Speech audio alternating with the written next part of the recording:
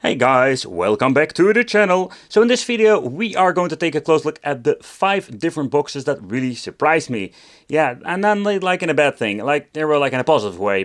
This is not like my top 5 like the best game boxes, but I just wanted to make this top 5 or 5 different boxes that were like quite surprisingly good. It's the time for the package from China. Let's go.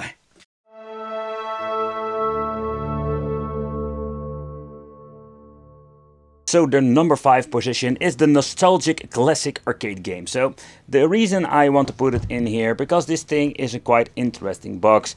It does have like a lot of cool features, but it is not of course like a powerhouse or an emulation beast. No, not at all. It comes with a cool nostalgia design. I must say that they nailed it with that one. But just let's do a quick unboxing and I will show you what I mean when it comes to, let's say, let's put it this way, what are we actually going to get and why does it really surprise me? Let's go. The device itself looks like a weird Famicom Mini version, but it comes with PlayStation 1 controllers. That makes no sense whatsoever.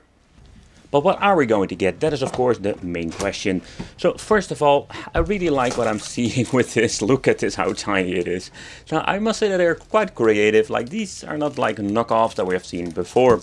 So let's see what we're going to get more in the box. We're going to get 2 wireless controllers. And as the package says, it's a 2.4 GHz edition. So what are we going to get more? We're going to get the dongle for the controllers, then we're going to get ourselves the micro USB cable and the toilet paper manual deluxe edition. Okay, so that basically explains like what you need to do with it to connect it, stuff like that, quick explanations. And let's see an HDMI cable, because this thing has an HDMI functionality. So quite interesting. I'm curious what we can play with it and how good it is. So the system itself, let's take a close look at that first. Okay, so you can see like when you compare it with my hands, this thing is really tiny. So the weird thing is like there is no on and off switch. This doesn't do anything. So at the back we're going to get 2 USB connections, an HDMI out, we have here the TF card, and then we're going to get the micro SD. That is basically with only 32 GB over here. So that's it, an original SanDisk, or I think it's an original one, and the micro USB. And with this we can basically connect it with a 5V power supply. Right now like rubbery feet on it. Here it says already like needs 5V 1 amp. So that is not a lot, but so far I can see there is no, there's absolutely like no on and off switch. So that's a little bit of a bummer and weird. Okay, so we're going to get the configuration of 1 dongle and 2 controllers. Only going to basically like show you one over here. But the controller quality, this is more like the medium quality. Because the lower and like the cheap to the cheap have like these really weird joysticks, like kind of weird plastic. And this thing has some rubbery grip on it. The touch itself, the D-pad, but also the buttons, it's not compatible with the original PlayStation 2 controllers, but it is better than basically most that I've reviewed here. Okay, 2 AAA batteries are needed for powering it on. We're having an on and off switch over here. And let's do the smell test. It doesn't smell chemical at all, so that's a very positive thing. But let's take a close look. Let's plug in the device in my television and just see what we're going to get. Okay, so let's take a close look at the menu itself. Plugging it in is like super easy, but the only thing I don't like, there is no on and off switch. When you're going to plug it in the USB power, it's going to be powering on, and there is no way of powering it off. Kind of weird, if you ask me. But when the system has been booted up, what you're going to get is one big gigantic pile of a list. A little bit of a bummer, because same with the, let's say the first generation of Pandora's boxes. So pressing the R button, here we're going to see like an overview of all the systems that we can play with this. So quite a, let's say, big compatibility. Arcade, Famicom, Game Boy, Game Boy Advance, PlayStation, Neo Geo, Mega Drive, Game Gear, Game Boy Color. And if you're going to basically going over here, you're going to even have like Super Famicom.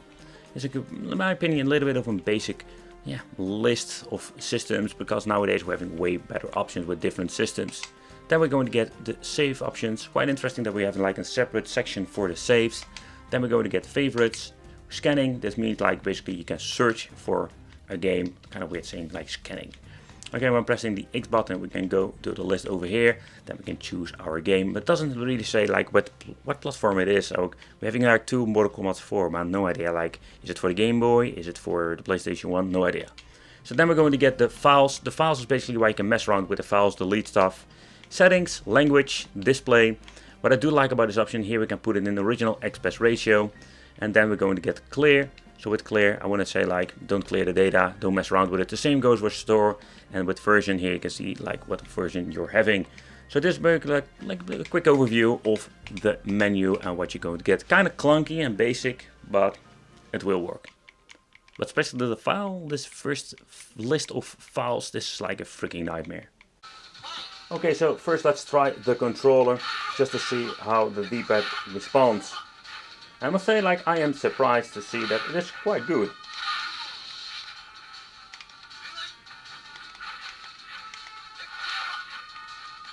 It's not my favorite controller, I can say that, but overall, it's not bad. So when it comes to the controller, they're actually going to give you like a very nice one. Good connection, no input like in my opinion, and the D-pad is very good. The system itself is running RetroArch on the background, and that's what you're going to get when pressing select and start when we're booted up a game. So here you can see like we have some option with RetroArch. So far I can see I cannot get into the big menu where we can maybe change out emulator, stuff like that. Yeah, so this is what you're going to see. We can quick load, quick save, change the inputs. So there are a lot of things you can change out. That's very good, but you need to go every time to this menu, start, quick RetroArch, and then you can go back to this main menu. Okay, the first game I wanted to try is Super Famicom. So when I was going through the menu, I already noticed some lag here and there, especially in the audio. So I can just hear some crackling noise, and no, that is not actually like the speaker is going down. No, this is absolutely like an emulation issue. Still, the frame rate of the gameplay is quite good. But let's be honest, like nowadays we can play so many of these games. But slowdowns in this game is absolutely unforgivable, especially with the 16-bit stuff. Okay, so next up let's try some arcade games. And I just wanted to see how fast and how responsive this game is. So with this you don't see or hear any lags. I did see some flickering with the shadows when I choose a character, but beside that, got a very good performance and overall. Okay, so let's go back to the display settings. Equal proportion, that's what I love to call it. So let's see what happens. Let's try boot up some games and just see how it looks now. Okay, so another issue that occurred when making this video and just wanted to show you is like when I booted up an NES game, sadly I just going to get again the welcome screen when booting it up, and it was just stuck. The only thing that it does is basically showing this. Just wanted to point out, so even the games, it's highly possible and it doesn't boot up. But you can see that the aspect ratio option seems to be working fine, and finally found a freaking game that actually boots up. Fun fact, like because of the PlayStation controller we have more than 2 buttons that we're actually going to need an 8-bit, but they basically map the other ones to turbo buttons, so it's quite interesting. Okay, so next up let's try Sega Mega Drive, and it seems to be that they map the buttons quite strange. That's of course because we're using a PlayStation controller. We're actually like normally having like a 3 or 6 button controller. But so I can see and hear, this works very damn good. Oh, love the shield. Okay, so next up let's try PlayStation 1. PlayStation 1, I noticed with some part of the game it still struggles. So PlayStation 1 is not like a very good thing to play on this, I can already tell you that. So actually a lot of parts of the game plays very well. I still notice some hiccups here and there, something I find quite unforgivable when it comes to this.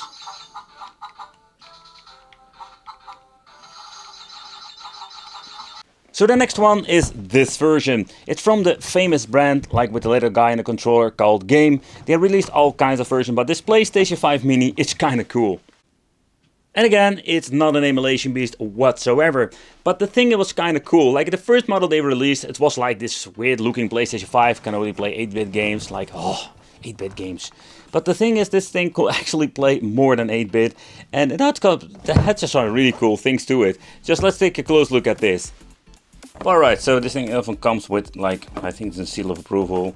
I don't know what it is, like they're like using stickers to close the box. I didn't even open it up before, I just want to do this in the video. But nevertheless, let's open it up and let's see what are we going to get in the inside. A lot of plastic, fantastic. The first model of review didn't even came with a box. Take consideration when you're buying stuff like this. Sometimes they show a box, but you're not going to get it. Yeah, actually that happens. So I'm thinking they're reusing the same shell like we've seen before, only they added some new features. So to begin with, we do have like a volume control at the front, the on and off switch over here, 2 USB ports. And I think the design itself is almost like identical to the previous one we have seen. So this one comes with HDMI, input micro USB for the charging or powering. Yeah, it really don't charge anything. It comes with a CF card, 128 gigabytes, so this is the biggest one. They also sell it like in all kinds of different versions. And let's see what we're going to get more in the package. So HDMI cable, we're going to get ourselves the toilet paper manual box, but here you can see like this thing is a multi-emulator. I think it's pretty damn cool. That I don't understand why they didn't do this the first time that they created something like this. The dongle, and I'm thinking we're going to get this situation that we do have like 2 controllers and 1 dongle, so that's pretty damn neat. I love it. We're going to get a stand and of course the micro USB cable, but there's no power supply. So what we're going to do is grab ourselves a phone charger, just a typical basic one. So this is not a fast charger, this is like a 2000 milliamp 5 volt, nothing very fancy. Of course you can try to use the power 5 volt from your television, but I always like recommend using a separate power supply for that. Alright, so let's take a close look at the controller. This is something that we have seen before here. I reviewed this plug and play system with the PlayStation 5 controllers. Yeah, this is absolutely the same story, really cheap. You can just hear it, and most important thing is the smelly test. Yeah, you can just smell it. It's like a really like chemical plastic, really cheap ones. The joystick feel very basic flimsy, even my right click doesn't even work with this one. Yeah, that is how bad the quality is of these things. It's absolutely garbage, it's just a fact. So opening it up, opening up, damn it. I need to get myself a tool or something because they are like so tight. So here we're going to get ourselves the 2 AAA battery that we need to put in. There's no like a lithium battery inside, that's it, like an on and off switch, super basic, a lot of plastic, fantastic. Alright, so let's put the stand on, and this thing will look very cool. If I can figure out how to put it on. Yeah, there it goes. So what I like about this stand is it comes with very nice rubber feet, so it will just give you like a very good grip on here. Okay guys, so when you're looking at the design and the thing that they're delivering you, it's absolutely low quality. But what I find the most interesting thing about it, like I can still remember that some fellow YouTubers made videos about the 8-bit version saying, hey, you need to slap a Pi in it, but maybe that is not even necessary. With this new PS5 model, we do have options just to play all kinds of retro games. So let's plug in this bad boy in HDMI and let's see what are we going to get. Alright, so I'm powering on the device itself. This is basically what you're going to get. The loading screen, and then, as I'm saying it correctly, we're going to get ourselves the Game Station 4K, because that's basically what kind of software this thing is running on. So when powered on, this is what we're going to get. It's going to be like a similar Pandora's box menu, and here at the top we're also going to get the same kind of functionalities. So what's quite interesting, I don't know if you can hear it, but you will have a double bleep, and the reason why, because this thing has an internal speaker. But that's the reason why this thing has at the front of the device a volume control. It's kind of interesting because you can basically control the volume and you will show it up in the display, but it's basically only for the internal speaker. At the top over here we're going to get the gigantic pile of list of games. Then we're going to get history, favorite, search and category. It looks kind of hideous because it's not even showing up fully on the freaking screen. And you can navigate through this.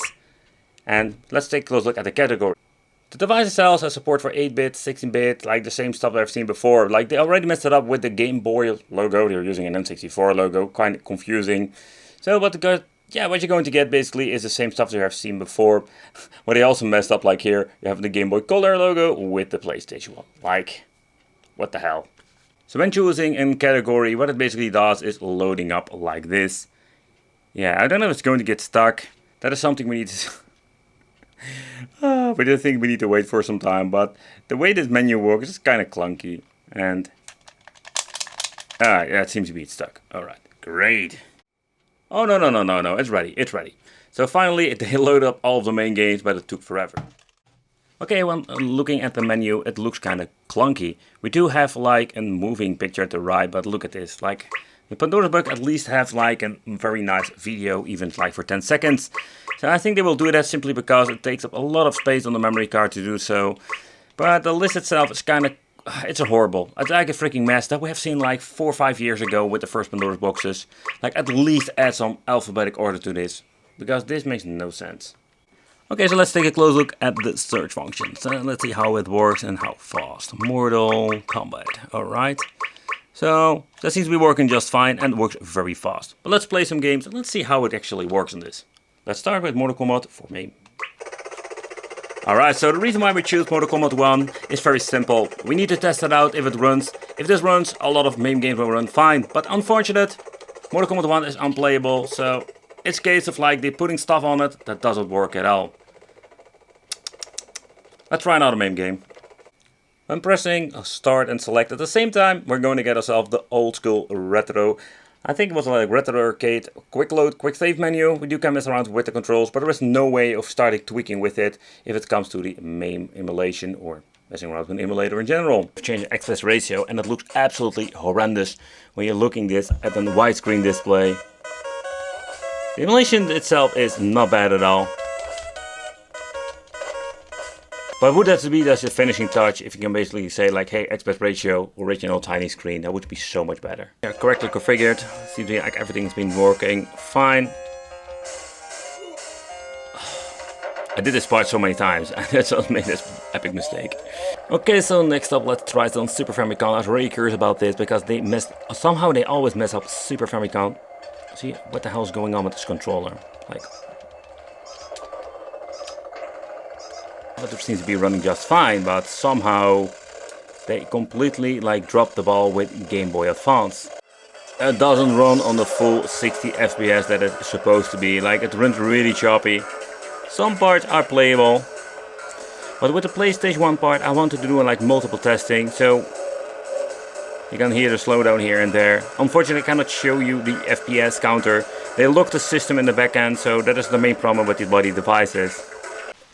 Alright, so the Magic Cube mini box. I must say that I was really surprised with this, because yeah, it's something new. It was something not like exciting. It's magic, absolutely, it's like freaking magic. But yeah, they should call it like the Magic Surprise Cube, because this thing was pretty damn cool. It had like a lot of awesome features, like in built-in speaker. Like, it's convenient if you don't have a speaker inside of your monitor.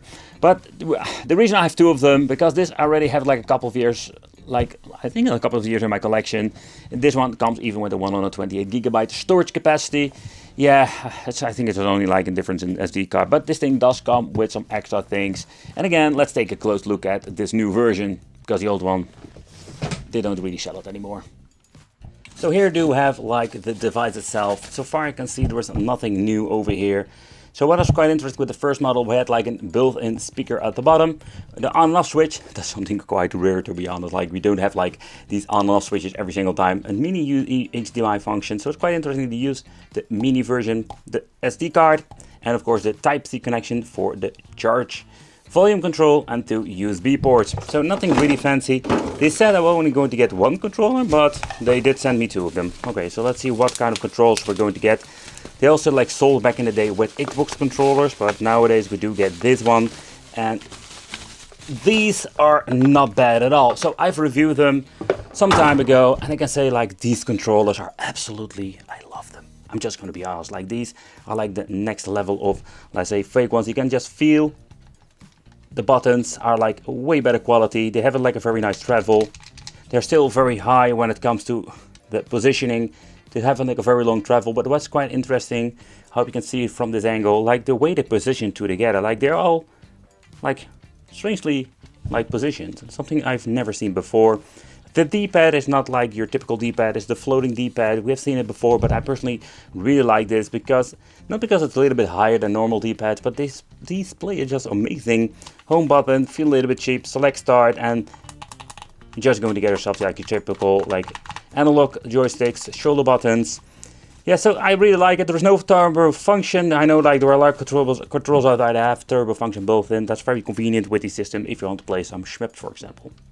And not all the thing that we need to, what we don't need to forget. Let's take a close look at this. So there is no freaking 5-volt charger, so I'm guessing I'm gonna get myself like a phone charger. Take consideration. Someone like posted some time ago saying like, hey, take consideration, there are like fast chargers, you need to be careful. That was a good point he said. Comes with the right cable, so let's plug it in the television. Ooh, forgetting the most interesting part, of course, the toilet paper manual deluxe edition. So you can see like it comes with a very nice manual, and it doesn't explain a lot, but it explains more than enough. But let's take a close look at the device. Okay, so how do we boot it up? So we need to hold the on and off switch for quite a long time, a couple of seconds. So when you're doing it right, it will show you a red and a blue LED, both powering on. And that's it. Within a couple of seconds we boot up straight in the main menu, and this is something we've seen before. They were not lying about the multimedia functionality. We do get game, movie, music, theme, settings, image, file, and history. We have seen this before with mini arcades we've reviewed a very long time ago. So let's take a close look at languages. Oh yeah, the English. So you know, like a lot of typos, but we do have like a lot of different languages, even Deutsch and stuff like that. But there's no like my native language is not over here. So display, that's quite interesting to do a full screen and equal proportion. So there's basically the original aspect ratio. So let's put it on there. So let's see where with the open speaker we can turn it on and off. So there's the internal speaker that's inside us this thing. And here we have clear, restore, and system information. This model is called the MX330 version 1.1. And I'm thinking this 2008, so I'm guessing this is not like the latest model. So let's see what we're going to get with the games. But the games do have like very nice pictures. We do have like arcade, Famicom, Game Boy, Game Gear, Game Boy Color. It's kind of weird, like they shown in Game Boy Color within Game Boy SP. Alright, Game Boy Advance, and this is absolutely messed up, like when it comes to the name. Like they spelled game wrong on PlayStation 1 and Super Famicom. So let's try a couple of games and you'll see how it runs. Alright, so they didn't mess it up with the aspect ratio.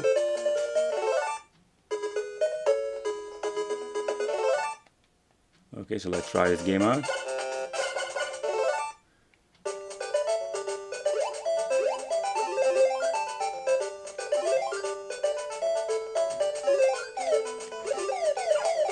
But so far I can see like it seems to be running just fine. So when you're going pressing the select start at the same time, we do have the option to make an, let's say, a quick pass to the quick menu. And here we do have like quick to RetroArch, because basically what this thing is running on, a restart, input, and they will have like an option to make a quick load, quick save. So I think that's pretty damn cool. Alright, next up, NES.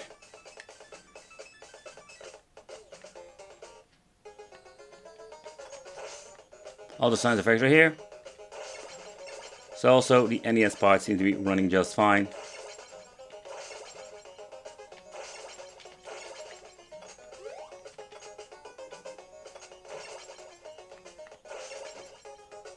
Oh, crap. Okay, so next up, the reason why I'm listening to the soundtracks, you can just hear sometimes they messed it up big time. No sound delay. You just see some weird glitching over there at the right part of the screen, but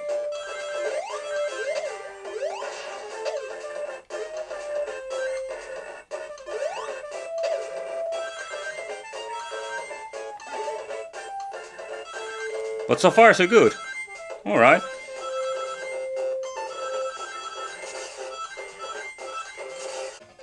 Okay, so next up let's take a close look at Sega Game Gear, and of course take consideration we're going to stretch it out, but it will keep this original aspect ratio. I'm not going to put it even on widescreen to bother, because it looks absolutely hideous.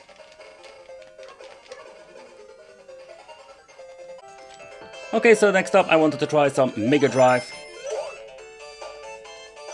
And the first impression that it seems to be running just flawlessly. Everything like the sound effects.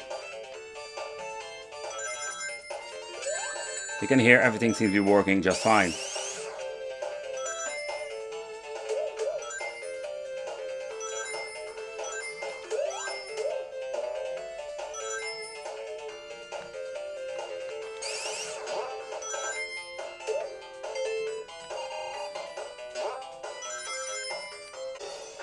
Let's move on to Neo Geo Arcade. And also this seems to be running just fine.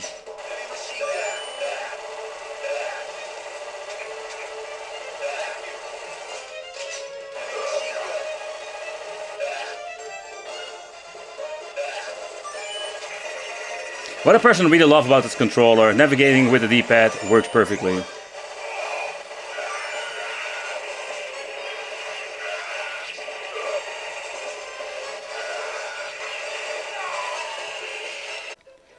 Okay, so when it comes to Super Nintendo, they mess it up all the freaking time with this particular game. But what you can see over here, also this part seems to be working fine. And we're guessing because they were using RetroArch with the right emulators, they configured everything like it should be. In combination with the right controller, it plays amazingly.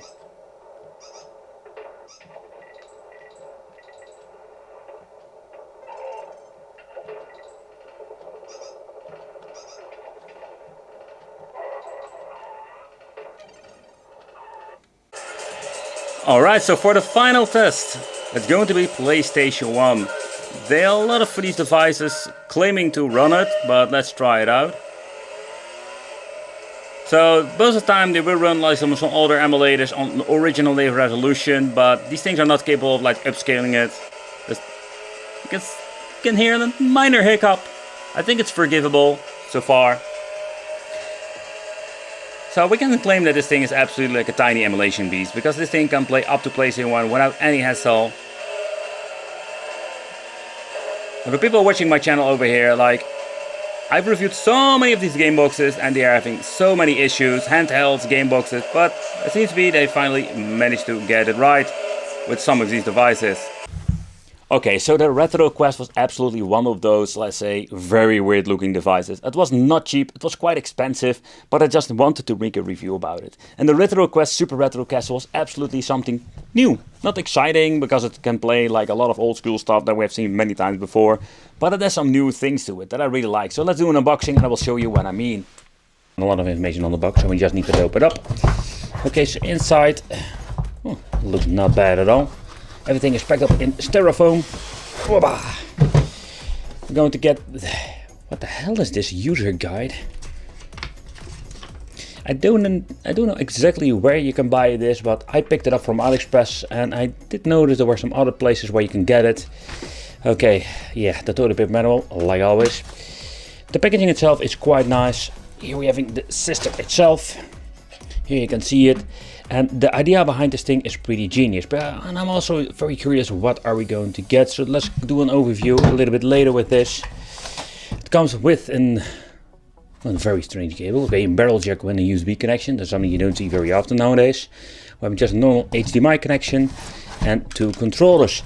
But the controllers, that is a slightly different story. So let's take a close look. Let's take a close look at that.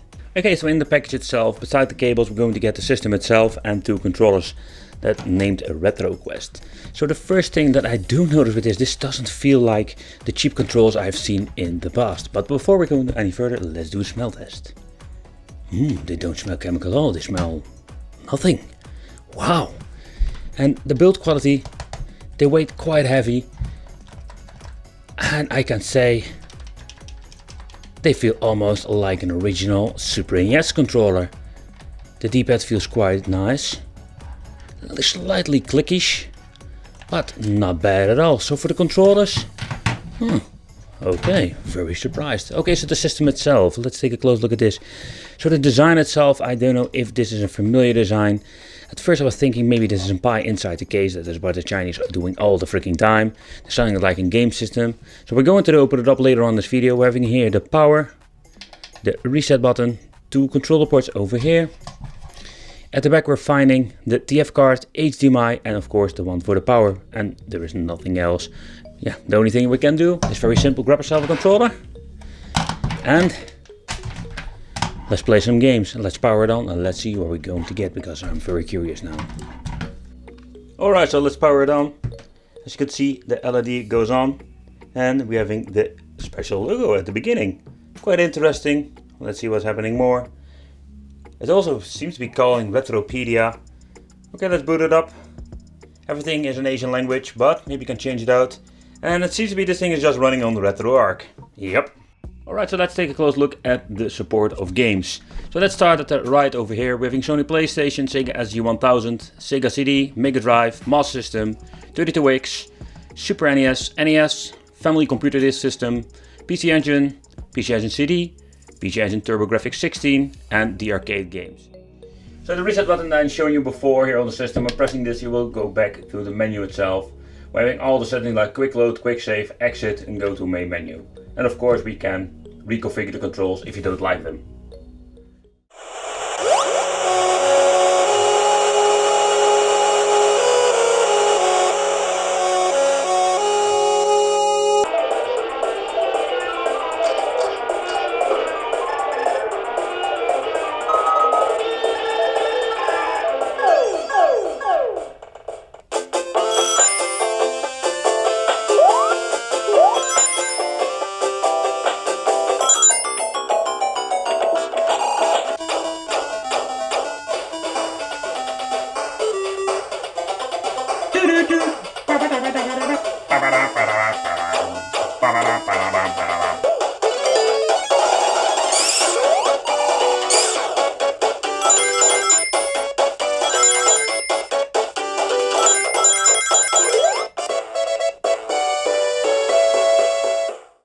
Oh yeah, so out of nothing I found this. So this was from the Datafrog store back in the day. I basically like wrote it on here because this was actually the box I was getting. Like a white box, no information, like none at all.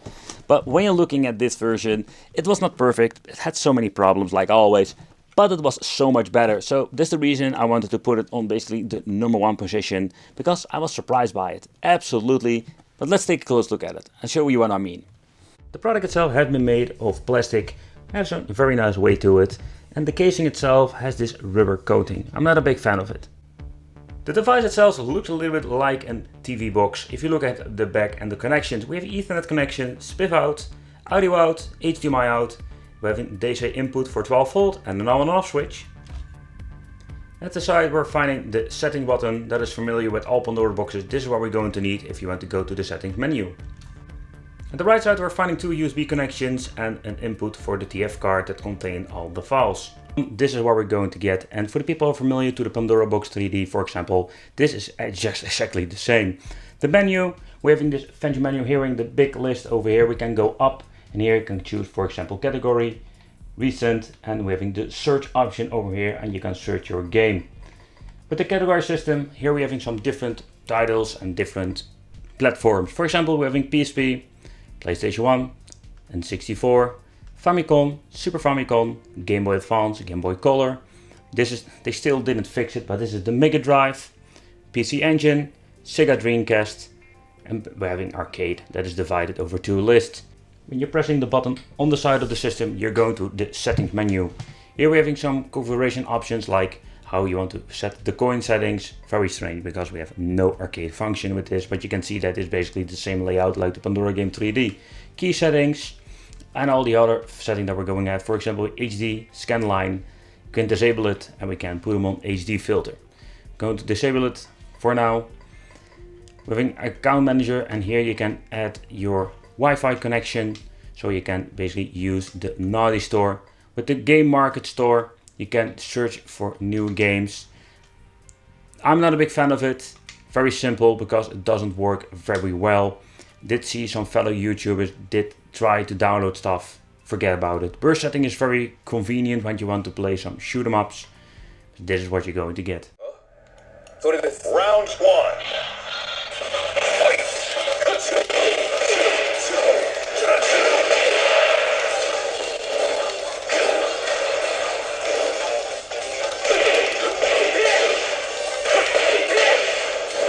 First we're going to try out Bloody Roar 2, one of the more demanding PlayStation 1 titles, and you can see it is running on the full 60 FPS without any hiccups. N64, as you can see that this game runs very well, but I need to point out that not all the games are running perfectly and all the glitches I have seen like with Kill Instinct are still here, so keep in mind that N64 is not 100% compatible, but Cruise in the World is running just fine. Sega Dreamcast is always a little bit of a problem playing these on the TV boxes, or better said, the game system from China. But what you can see, it runs very well.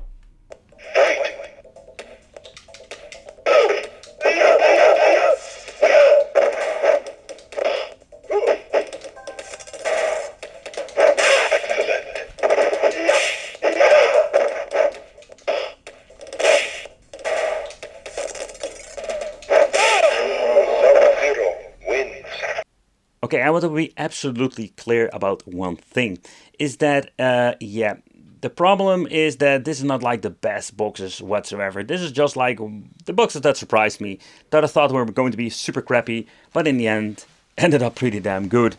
So I must say, like, the Pandora Game 3D game console, it's very fun, cool novelty to see. Nowadays we do have like so many better options, but again, I still needed a spot in my my top 5 boxes that surprised me. Let me know in the comments which one do you really like, and yeah, maybe you pick one of these up. Thanks for watching, consider subscribing, hit the little bell, become one of the Wicked family. Ah, there he is. And it would be great to see you in the next video.